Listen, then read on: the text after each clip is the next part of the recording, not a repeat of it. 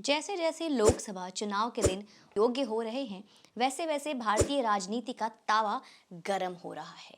इशारों इशारों में बात हो रही है और फिर जब इशारे पकड़े जा रहे हैं तो कहा जा रहा है कि ना जी ना, हमने तो ये कहा ही नहीं था, हमारा तो मतलब ये था ही नहीं, फला लोग अपने मन की बस ऐसे अर्थ निकाल रहे हैं, वगैरह वगैरह।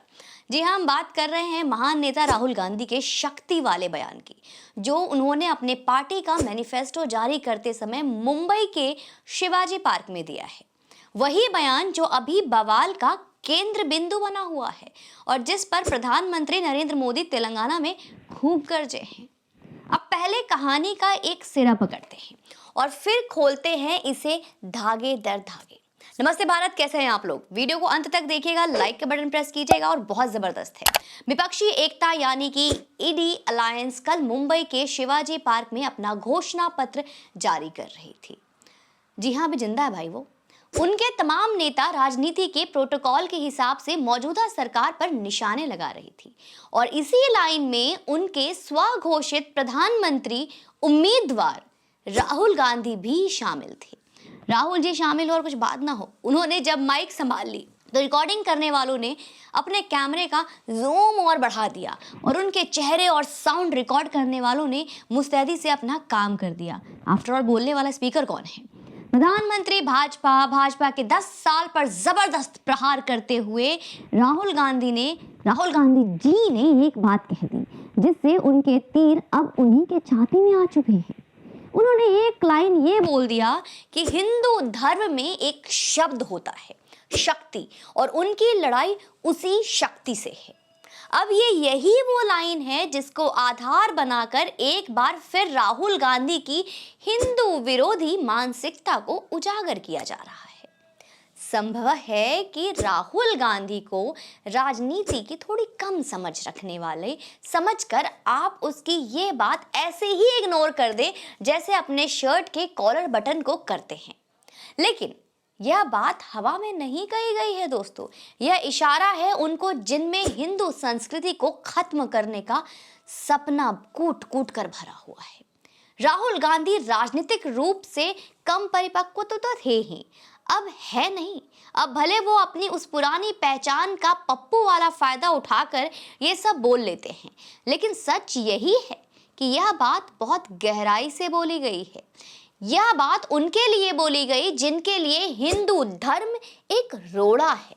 अपने मजहब के विस्तार में राहुल गांधी ऐसा बहुत कुछ बोलते हैं और फिर उस बात को अपनी राजनीतिक अपरिपक्व छवि के पीछे छिपा लेते हैं।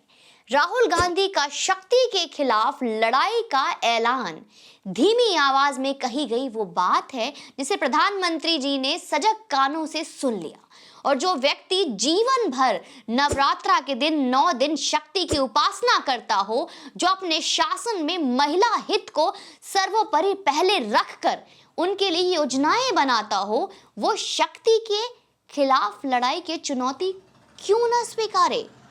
राहुल पिछले टर्म और इस टर्म से वायनाड से चुनाव लड़ रहे हैं। पहले अमेठी से लड़ते थे, क्यों छोड़ दिया अमेठी से चुनाव लड़ना? अब ये बताएंगे जरा। अमेठी तो गढ़ था ना उनका, भूल गए गढ़ को? फिर क्या हुआ? स्मृति ईरानी से डर गए, एक महिला से, एक शक्ति से डर गए, एक हार से डर गए। दोबारा लड़ लेते ना, क्या हो जाता? हम बताते हैं, एक नहीं 4 बार भी अगर ये लड़ लेंगे तो भी हार ही जाएंगे। शक्ति से लड़ने की बात करने वाला शक्ति के उपासक से तो लड़ ही नहीं पा रहा है। शक्ति से क्या लड़ेगा? अच्छा, शक्ति से जब लड़ने का मन राहुल गांधी ने बना ही लिया है तो उसे एक खबर और दे दूं कि रायबरेली से भाजपा की उम्मीदवार फिर एक बार शक्ति ही होगी। रायबरेली से विपक्ष की उम्मीदवार सोनिया गांधी है और इस सीट को कांग्रेसियों के विरासत वाली सीट मानी जाती है। लेकिन सूत्रों की खबर है कि भाजपा वहां से उसी शक्ति को टिकट देने जा रही है जिसने पूरा का पूरा वामपंथी और इस्लामिक तंत्र को अपनी बस एक छोटी सी बात से हिलाकर रख दिया। इस्लामिक बर्बरता के पीर से जीवंत कर देने वाली एक शक्ति ही उस सीट की मुख्य दावेदार मानी जा रही है। संभव है यह वीडियो आप उनके नाम के घोषणा के बाद देखें और अगर आपके देखे जाने तक उनके नाम की घोषणा नहीं हुई तो कमेंट बॉक्स में अवश्य उनका नाम लिखिए। इशारा काफ़ी है, आप लोग समझ सकते हैं वो कौन है। बाकी राहुल गांधी के लिए एक संदेश है कि शक्ति से लड़ने का जिसने जिसने ठाना है उनके भाग्य में बस मुंह के बल खाना है। माँ आदि शक्ति की जय।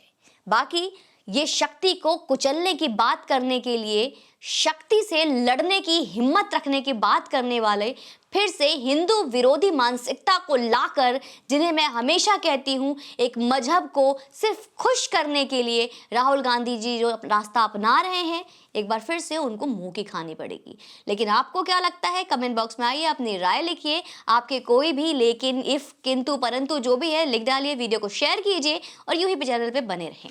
जय हिंद, वंदे मातरम।